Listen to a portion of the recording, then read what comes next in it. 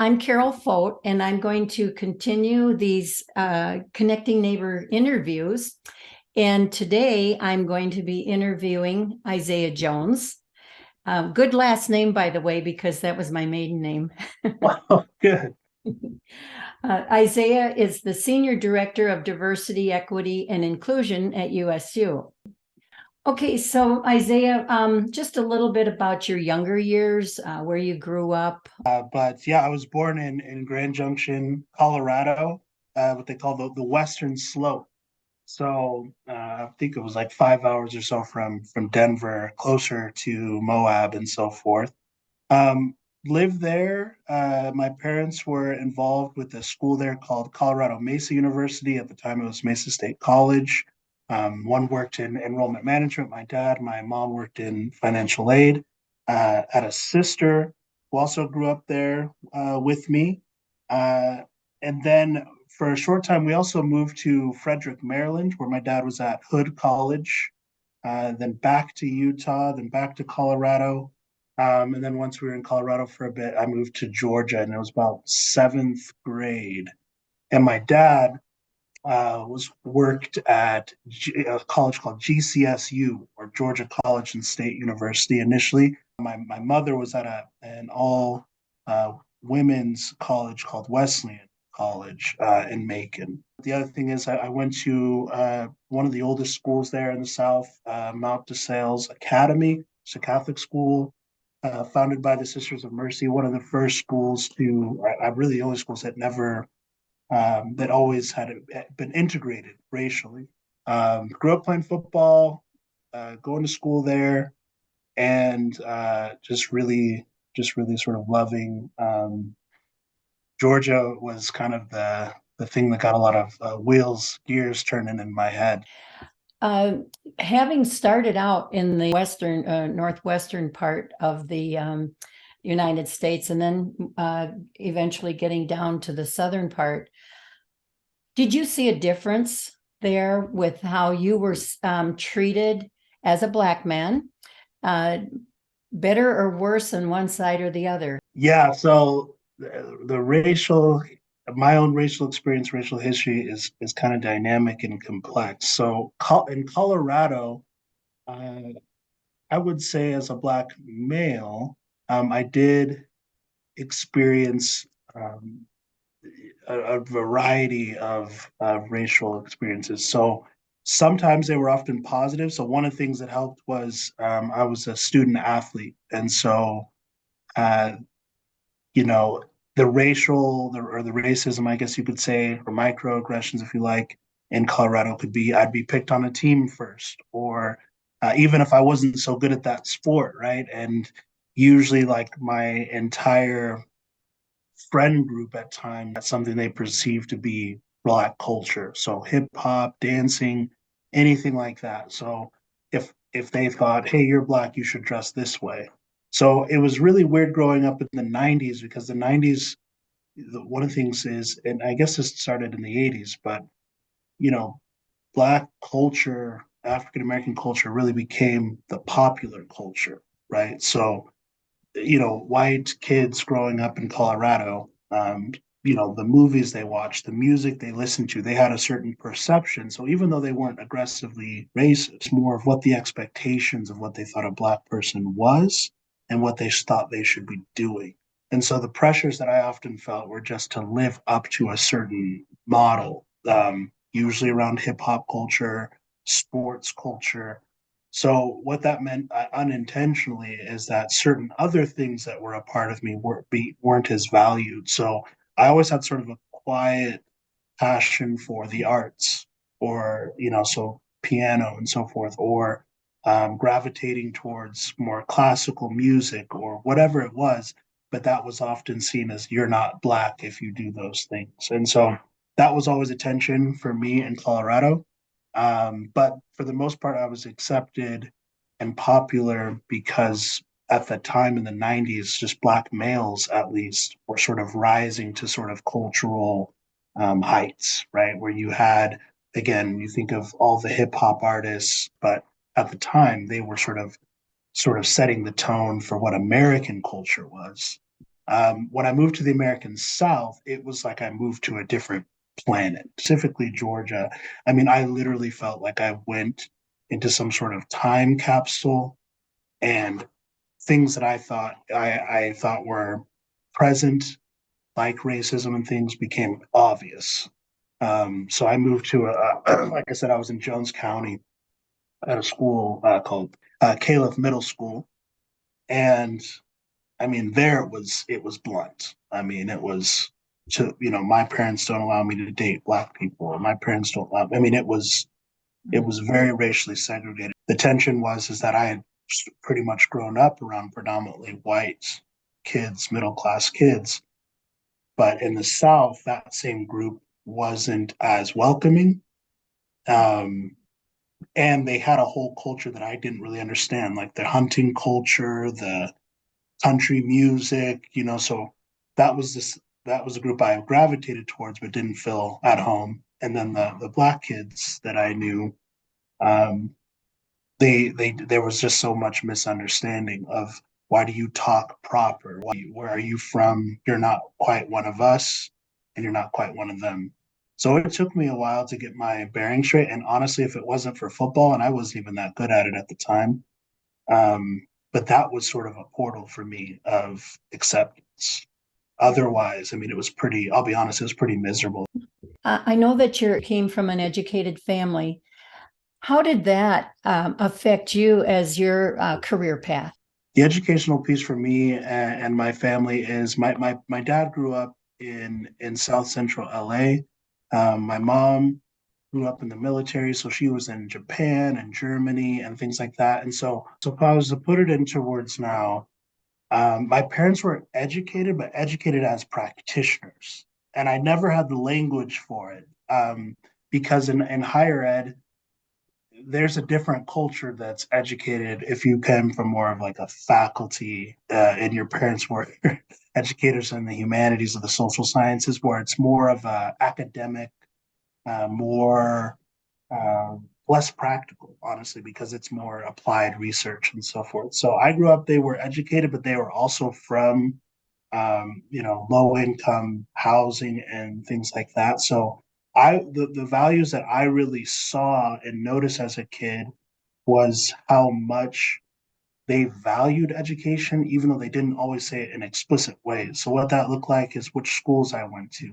So off there's only a couple times in my life where I went to public schools. It was usually like you're going to Life Academy, you're going to Booklift, you're going to Mount DeSales Academy, and usually, kicking and screaming because at least the people next to me that I live by didn't necessarily go to those schools, but they were so adamant that you need to, like, what we can't say in words, we're going to do with our actions. Again, very practitioner, right? Of like, we're going to put you somewhere and that will hopefully help. And those schools did it to greater or less degrees, but where that started to shift my career path, I just think there's one scholar that calls it like put a stone in my shoe.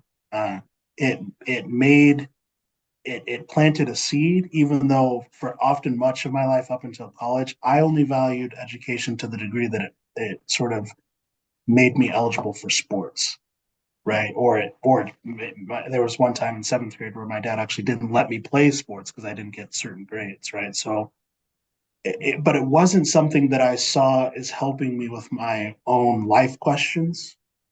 That wasn't until college.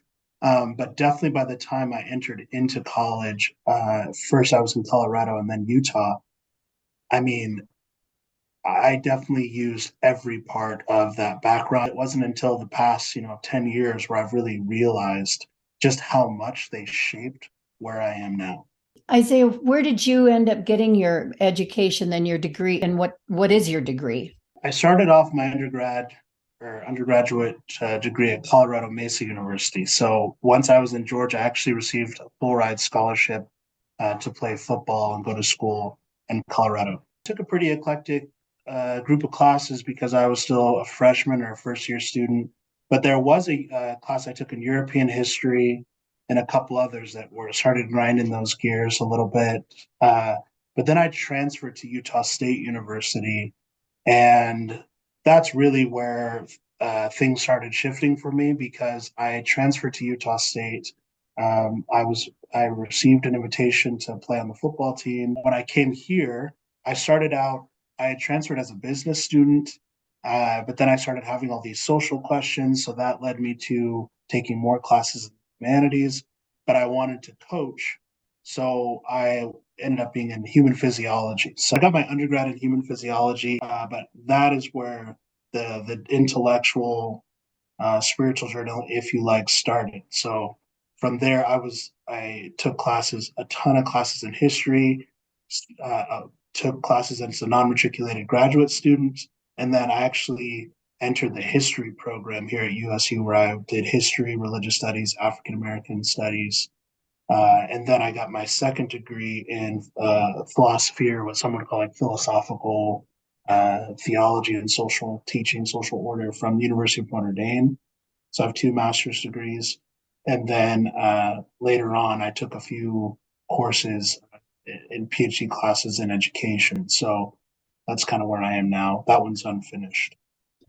So, with your educational background, and now where you are, your title, Senior Director of Diversity, Equity, and Inclusion at USU. What is that? What do you do? Yeah, good question. So my main focus in this role is campus and community engagement. But right now, because our division is new, so you in higher ed, right, you have offices, you have departments, and you have divisions, and divisions kind of oversee several offices and departments. The Division of Diversity, Equity, and Inclusion has just started here at Utah State. And so it's a mixture of outreach and communication, but also we're doing a lot of building structures. We're examining processes and starting to allocate resources because it's really like, in business terms, it's a startup.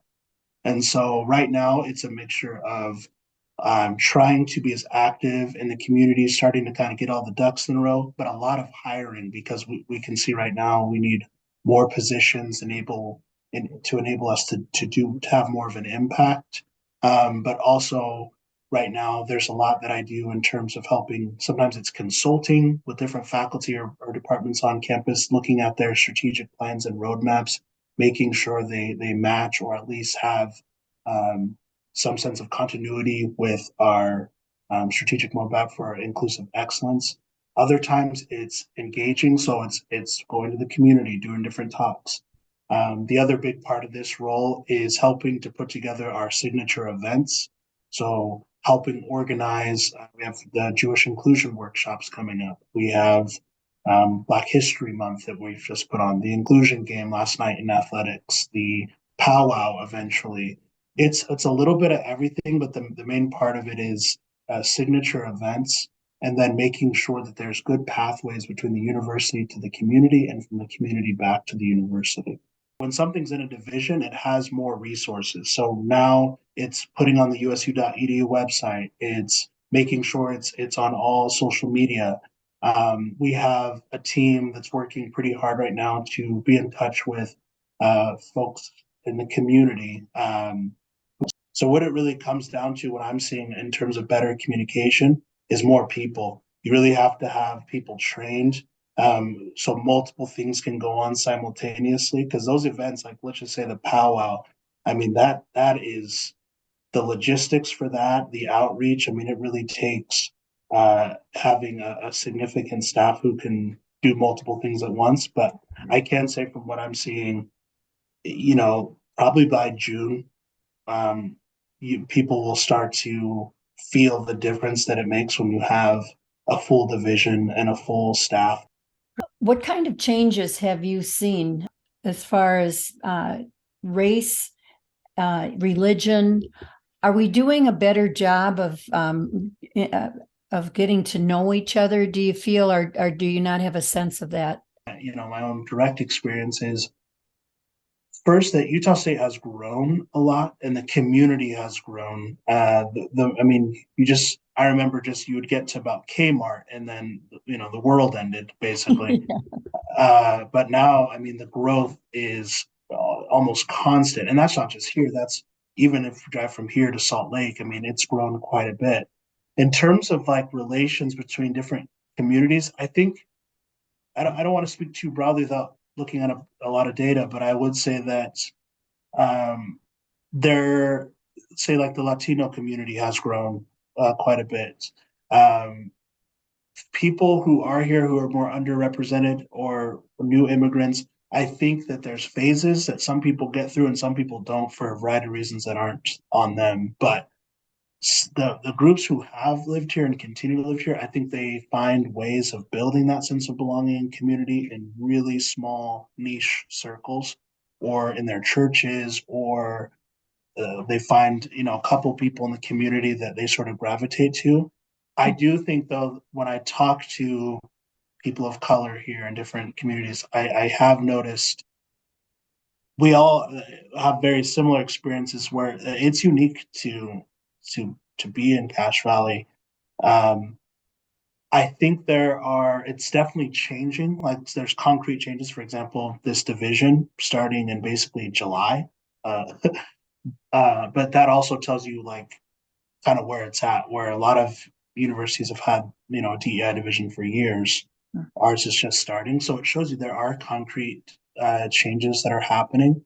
Uh, but there's a lot of factors that would go into, underrepresented communities and so forth, feeling more of a sense of belonging. And that's where we recognize like it'll really take being at those communities, but committees and things like that, but needing to have more people and more people who are willing to move here. But I think things overall, it's hard to say that they've gotten better, but I will say Cache Valley has gotten a lot bigger, and so people are finding, I think, more more sense of belonging. One practical example is I remember when I first moved here, it was very difficult to get a haircut. I had to drive to Ogden or Salt Lake or find a friend who knew how to cut more textured hair. And barbershops to me are really where you can see sort of a microcosm of what's in the community. That's Um, interesting. I would never think a barber shop could tell yeah, you it's a about a big thing. community. But I still hear African American women and different Asian women and still say they still have a tough time finding haircuts. But that's a small thing because if you are small but a big thing because if you move from somewhere that is more diverse and then you move somewhere and can't even get a haircut, it's hard to feel like you're You supposed to be belong. there. Yeah. Isaiah, this has been a real pleasure. And I thank you for your time in this. We did get started early this morning, but you got me up and going today. So that's all I good. appreciate you moving it to 8. So